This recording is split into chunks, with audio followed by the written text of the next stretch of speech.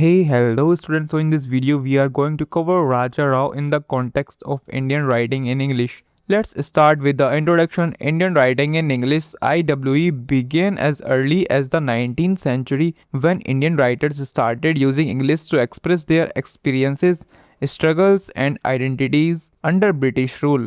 Over time, it developed into a rich and unique literary tradition, blending Indian culture with the English language. Among the early pioneers who shaped the deepened this tradition was Raja Rao. Along with writers like Mulk Raj Anand and R.K. Narayan, Raja Rao is often credited with the laying of foundation of Indian English fiction.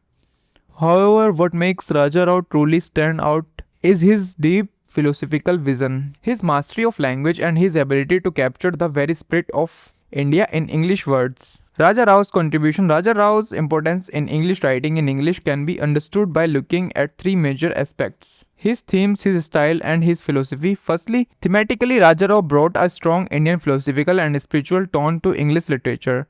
His novels explored not just the surface of Indian life, but its inner meaning. His first novel, Kantapura, in 1938, is a beautiful example. It tells the story of how Gandhi's idea of non-violent resistance reached a small Indian village. The story is simple, but through it, Raja Rao shows the deep social and spiritual awakening of common people. As he writes, it is not appearance that matters, but the spirit behind it. This shows his belief that India's soul, not just its politics, needed to be expressed. Secondly, stylistically, Raja Rao is famous for Indianizing the English language. In the preface to Kantapura, he openly acknowledges his difficulty. One has to convey in a language that is not one's own the spirit that is one's life. He adapted English to the rhythm, flow, and style of Indian storytelling. Much like the oral tradition of Indian villages, his sentences are long, musical, and sometimes winding, just like the speech patterns of rural India. This made his English, French, Rice, and distinctively Indian rather than a direct copy of British modes.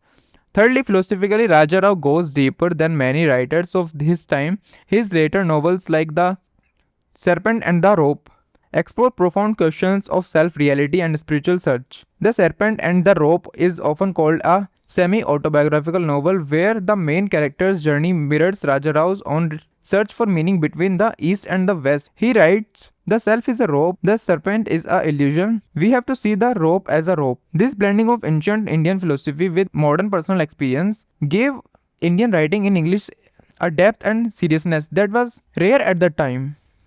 Raja Rao's position among his contemporaries, while writers like Mulk Raj Anand focused on social realism, the lives of the poor and oppressed, and R.K. Narayan created simple but humorous portraits of small-town India. Raja Rao opened up a more philosophical and metaphysical sides of the Indian life. His contribution shows that the Indian writing in English could not only tell a story but also explore the deepest ideas about life, existence, and identity. Thus, Raja Rao broadened the horizon of Indian English literature, proving that it could be serious, complex, and spiritual, while still rooted in Indian social.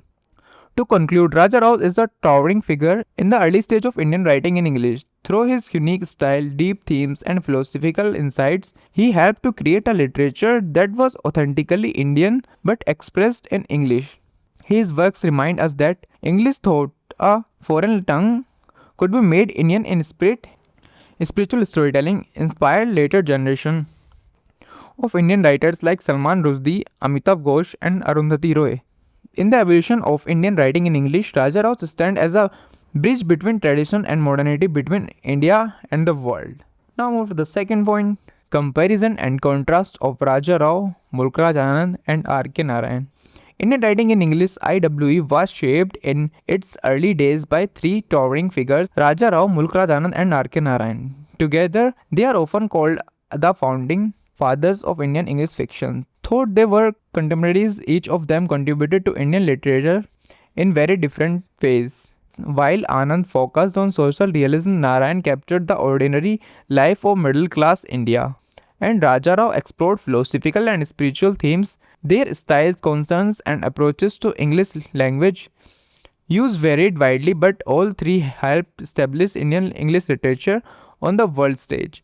Raja Rao's contribution. Raja Rao brought a deep philosophical and spiritual dimensions to Indian writing in English. His works deals not just with external life but with inner journeys.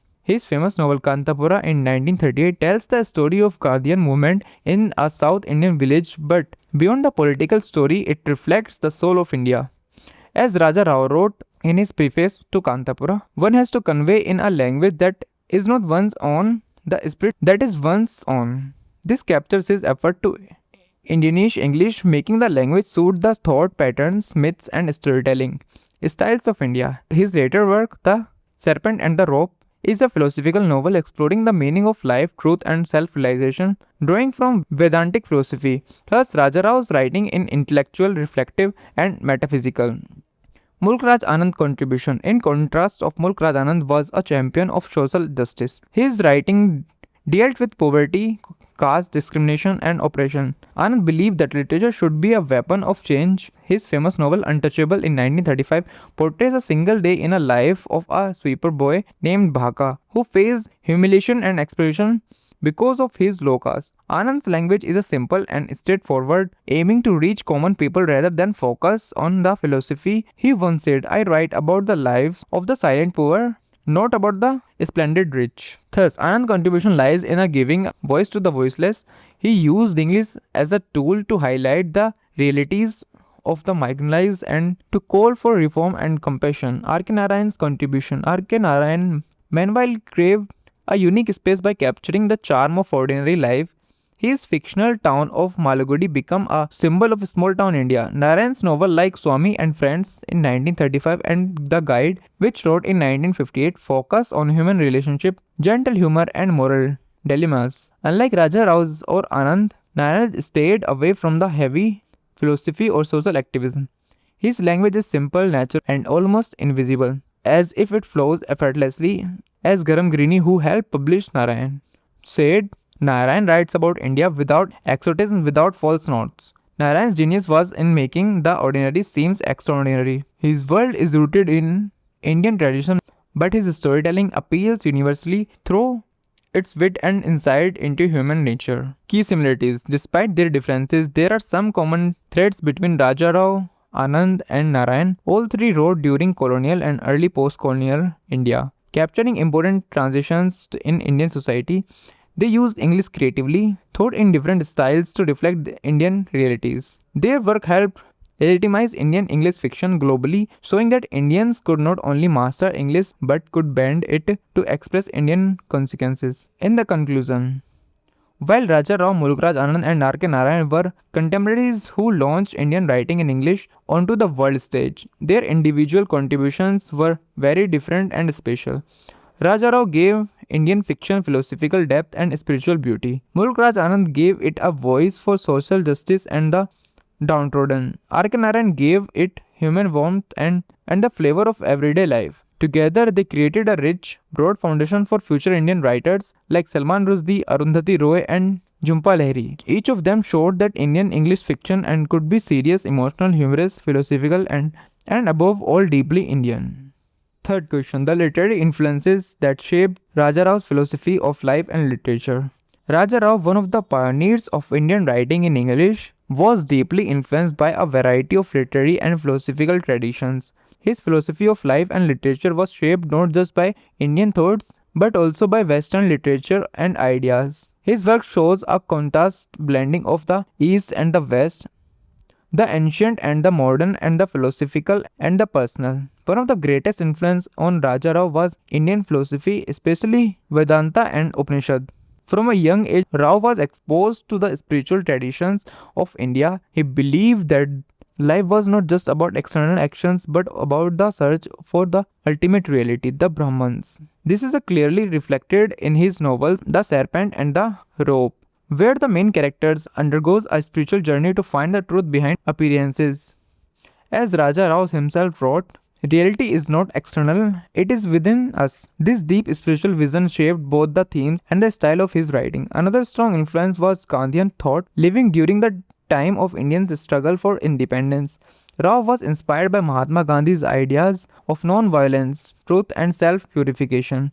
His novel Kantapura is a direct result of this influence. It portrays how Gandhi's message transforms a simple South Indian village. Rao shows that political freedom must come along with spiritual awakening. On the western side, French literature and philosophy left a deep mark on Raja Rao. He studied in French for several years and admired French writers like André Gide and philosophers like René Guénon. The French existentialist ideas about the nature and existence, self and truth can be seen in The Serpent and the Rope. Yet Raja Rao did not fully accept the Western despair of existentialism. Instead, he tried to unite it with the Indian optimism and spiritual certainty. Finally, traditional Indian storytelling. The oral traditions of Purans, epics like the Mahabharata and village tales influence his narrative. His long winding sentences and his use of myth and symbolism recreate the feeling of traditional Indian oral storyteller even while writing in English. Thus, Raja Rao's philosophy and of life and literature is not simple. It's the result of meeting of Indian spirituality, Gandhian ethics, French existentialism, and ancient storytelling tradition. Through his works, he reminds us that literature is not just for entertainment, but is a serious means to explore the mysteries of existence. As he beautifully said, the novelist's duty is not to copy life, but to discover life. The source of Kantapura. Raja Rao's novel Kantapura is one of the earliest and finest example of Indian writing in English. The novel tells the story of how the ideas of Mahatma Gandhi spread to a small South Indian village and transformed its people. But Kantapura is not just a political novel. It is also a deep exploration of Indian culture, tradition, and spirit. The sources and influence Raja Rao in writing Kantapura are many: historical, spiritual, literary, and personal.